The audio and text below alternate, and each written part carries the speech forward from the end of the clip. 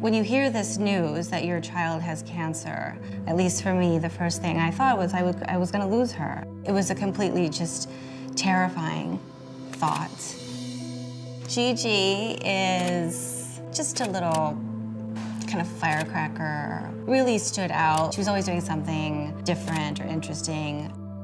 She had a growth in her nose and then took her to the pediatrician, scheduled surgery very, very quickly to remove it. And we were just waiting for the biopsy or the good news. I didn't expect to have that news.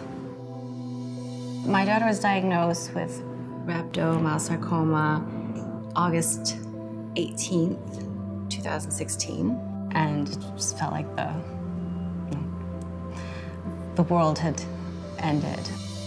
Gigi was diagnosed with a rare type of childhood cancer. So the challenges that we then had to address are, has it spread anyplace else? And thank God it had not. How much of it had been surgically removed at the time of that initial operation? The answer to that question would drive how much chemotherapy she needed, how long she needed to be treated, with what intensity, how much radiation therapy she needed.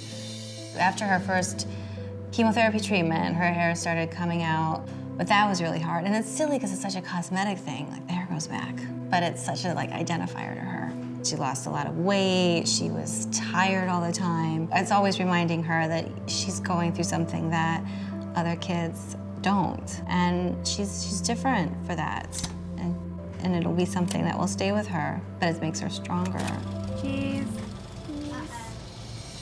When we first brought up the wish, it was something for her to kind of think about and what could I do that's a little bit special? It really helped kind of channel that energy and that focus to the things she does have control over and the things that she could do.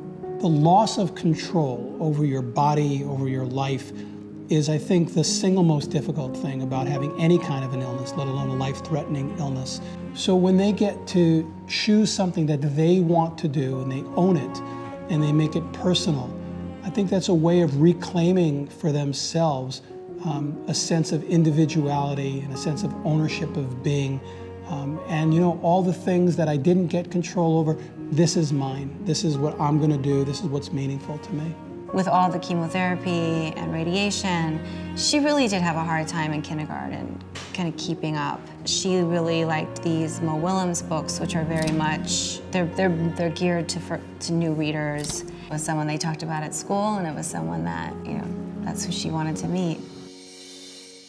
On the day of the wish, it was a school day, and Make-A-Wish had arranged to have a limo pick her up at her school, and went to the office. And then Mo Willems comes in, and they've got all kinds of stuff for her to do with him. He basically was able to show her how something goes from an idea to some initial drafts to a proof of a book. And then Elephant and Piggy, who are two of the main characters, come into the room.